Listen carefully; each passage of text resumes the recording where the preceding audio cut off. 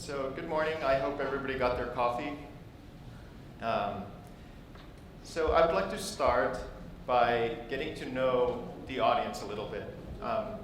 Please raise your hand if you can answer yes to any one of these questions, and just keep holding your hand up while we go through this little exercise.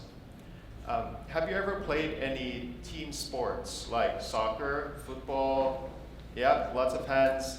Have you ever played an instrument in a band, orchestra? Have you ever sung in a choir? Yep, I'm seeing lots of hands up. Thank you. You can lower them. And I don't think that's a coincidence. Working together to achieve common goals, that's something that brings us to these hobbies, but also to our work as designers, developers, and managers. So in this talk, I'm going to talk about my hobby, which is being part of musical groups, and how it affects the way that I see my work as a software developer. And I'm going to go through 4 attributes that define great team members, both in music and in technology. And finally, I'm going to share some actionable takeaways that you can take back to your own team, back to your own day jobs. But first, a bit about me. My name is Jyri, and my pronouns are he and him. I'm a staff front-end engineer at Slack.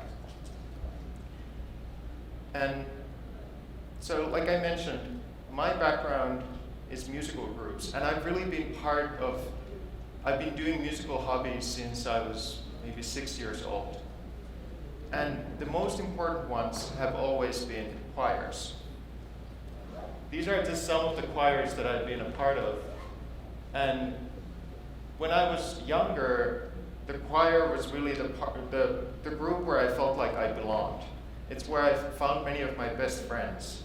And this hobby has been the one constant in my life as I've moved from a small town in Finland to a bigger city in Finland, and then ultimately moving to California.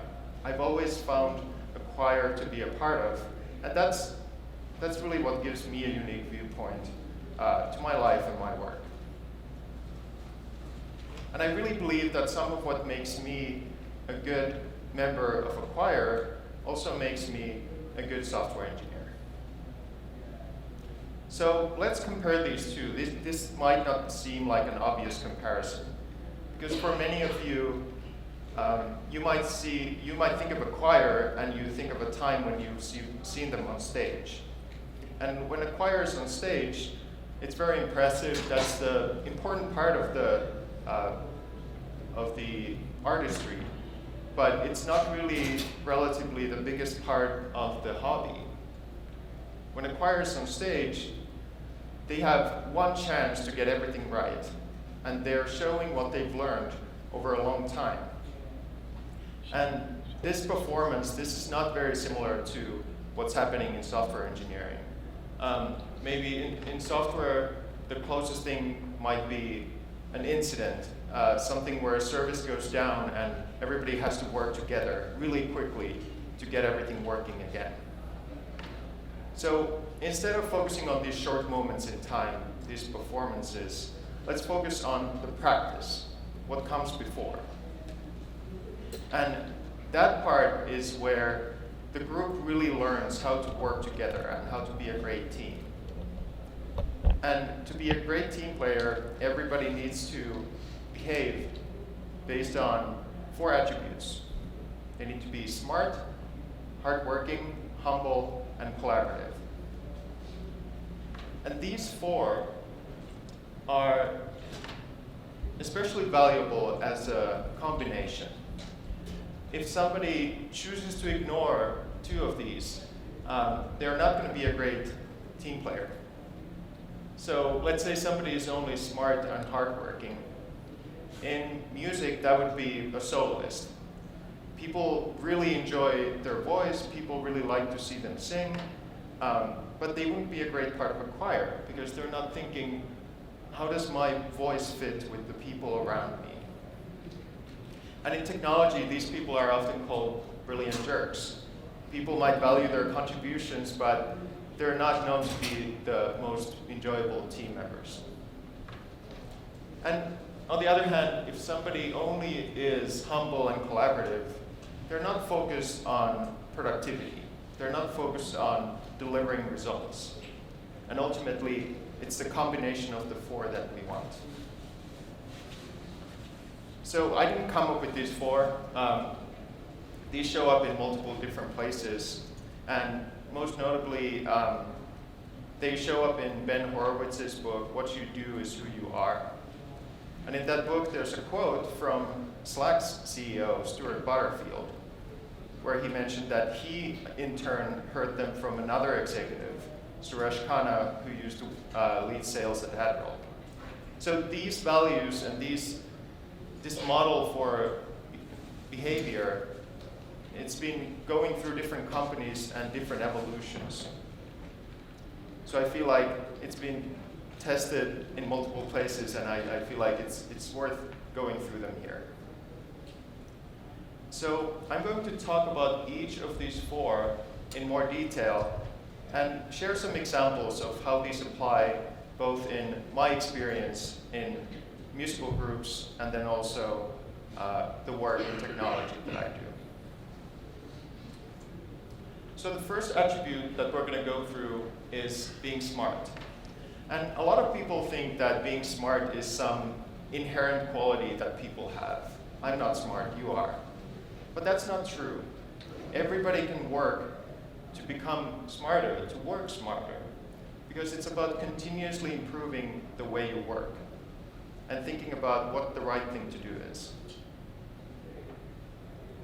And in music, learning is really at the core of the hobby. When a choir meets, it's called practice or rehearsal, and that's where most of the time is spent. A choir might put in maybe 40 or 50 hours of rehearsal time into a 1 or 2 hour performance. So it's a relatively big deal. And the best singers, they pay attention the whole time. So let's look at an example to make this a little bit more concrete. Here's some music. This specifically is from a piece by Bach. And this structure that you see here, and this is not a music lecture, so don't worry about it, but it's called a canon. And so what that really means is like every section starts the same melody, but at different times. And this builds into a complex harmony. And so what does this have to do with being smart? The way that a choir would rehearse this would be every section singing and rehearsing their own part at different times, and then finally everybody working together to sing the complete harmony. And it's very striking in rehearsal to see one section singing and then everybody else is just completely tuning out. They're on their phones, they're like, okay, it's not my turn, so I'm not going to do anything. But I feel like that's a big mistake. There's a lot of lessons that they could apply to their own singing just by listening to the others, especially since they're about to sing the same melody. So ideally, if everybody was listening the entire time, the conductor would only have to go through the melody once and give specific instructions for everything, and everybody would know what to do when their time comes to do the same thing. So what can we take from this and apply to our work in technology? At the end of the day, when you're on your commute home, you might ask yourself, what did I learn today? And really think, what did I see around me? Not just my own work, but what's going on around me and what are other people struggling with? If you start over time noticing patterns with this, it might just help you apply the same lessons to your own work. But unlike a choir rehearsal, there's no conductor in front of you telling exactly what to do and giving you real-time feedback. So the learning has to be much more self-motivated. And that's not easy. We like doing what we are good at doing. So it's easy to get stuck in your comfort zone and not push yourself. But over time, if you continuously improve the way you work, you'll ideally get to a place where you can just focus on the tasks that are uniquely suited to your unique set of skills and automate or delegate everything else. So our second attribute is being humble. And there's also a misconception to this. People think that humility is being quiet or shy or withdrawn. But I don't think that's a good way to look at it. There are many very active ways of being humble and showing humility.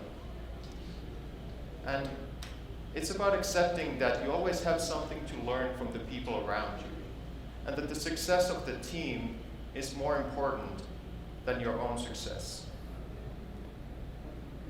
So let's see how this applies in a choir context.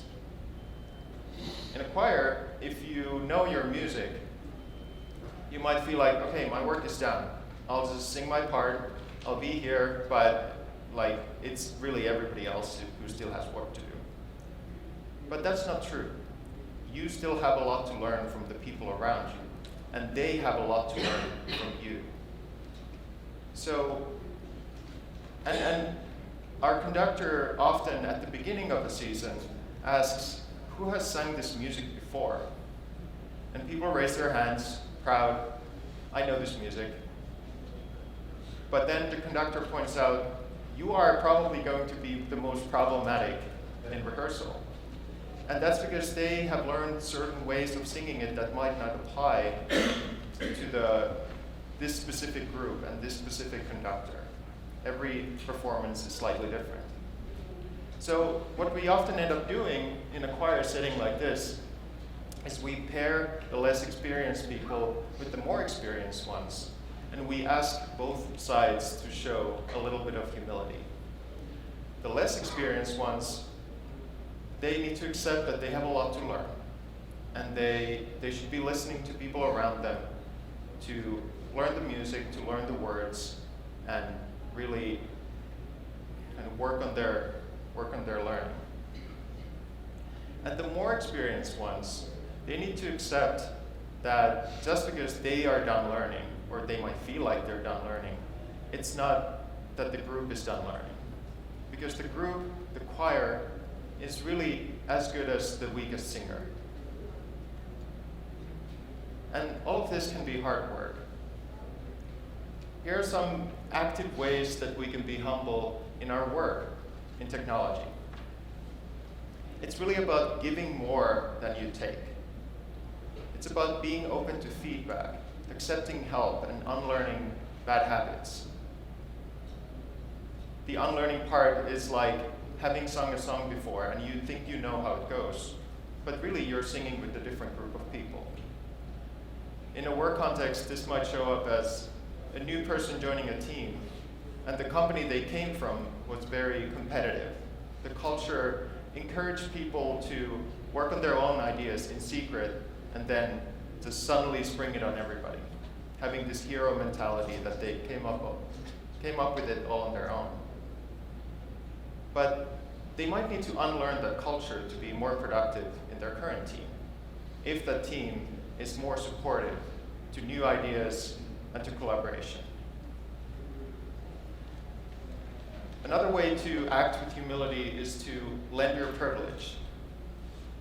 Everybody has different forms of privilege, and you should be mindful of the struggles that other people have gone through to be there next to you. And you should realize when you're in a meeting, is this a good representation of different backgrounds? Could I lend my privilege to bring up other people into this room that can bring diverse viewpoints? And you should give others credit.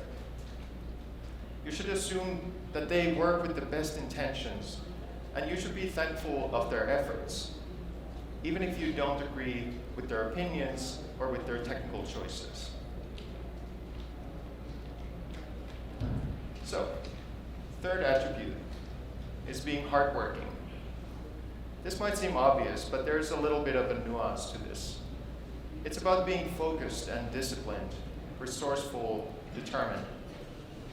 So, in a choir setting, this really is about the practice. A lot of practice, putting a lot of time in. In my choir, about 100 people travel long distances to be in the same place every week. And we rehearse for about 3 hours every time. And this is a unique opportunity to create something together that's only enabled by the fact that everybody is in that room together. So it's important for people to realize that it's not their time, it's the choir's time. And they shouldn't waste it by being distracted or ignoring what's going on around them. And some people volunteer and some people are paid to spend even more of their effort to enable that situation, to lease out the space and make sure that everybody can focus on the creative work. And you should also be respectful of that time that the others put in. And when everybody works hard, it's really a virtuous cycle. It's much easier to focus and to be disciplined when the people around you are not distracting you and they're focusing on their own part. And of course, this takes a lot of energy. And the key to really motivating people to work hard is to build in rewards. For me, I know when I go to a rehearsal after work, I'm going to feel better afterwards. And that's just because of my personal passion to the music. But also, at the end of the season, I know that there's a big reward. At the end of the performance, when we sing the last note, and we see the audience clapping, and we can see that they really enjoyed the moment. We know that we gave them something that made them feel better. And that is the big reward for me. So, how can we build this sense of accomplishment into our work as software developers and managers? The larger the company, the more isolated you feel, or the more separated you feel from the cost of business. You don't really feel the sense of urgency that comes from the rent of the office or the salaries of the people around you. And you're not really supposed to think about that every day either. But once in a while, you should realize that the group of people that you're with, your team, is a unique opportunity. Those people came from all kinds of different places and went through a ton of effort to be there. And you should be respectful of that. The final attribute is being collaborative. You should multiply each other's strengths and leave things better than you found them.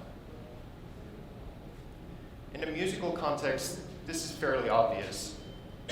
Music is meant to be played by many people often, and everybody needs to be working at the right time, playing the right notes, and singing the right lyrics to create whatever the conductor and the composer intended.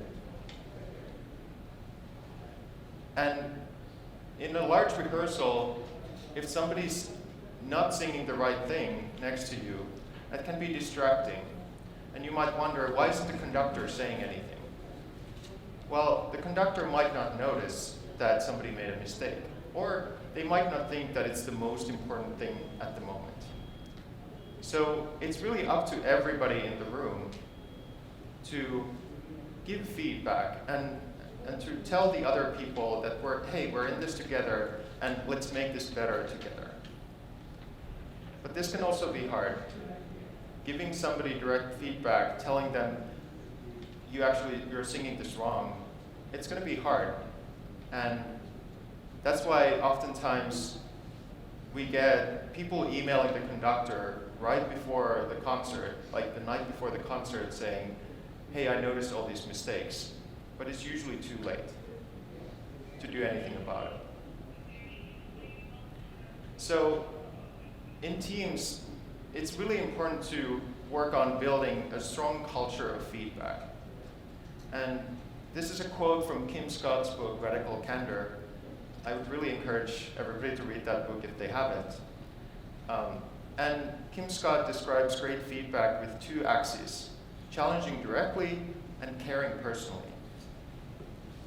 Challenging directly means addressing the important topics at the right time, even if they're difficult, or even if you know that it's hard to hear for the person on the other side of the table. And caring personally means that you come to the discussion from a position of trust. You trust the other person to receive the feedback and improve their behavior over time. And you get to know them over time personally, so you know what works best for them and for you. So, wrapping everything up here, we have these 4 attributes: being smart, humble, hardworking, and collaborative. If you model your behavior based on these 4 attributes, you would not only be a great part of a musical group, but you would also be a great part of a development team. When you're smart, you're constantly improving the way you're learning. When you're humble, you act with empathy, and it doesn't just mean being quiet or passive. It means asking yourself, how can I give more than I take?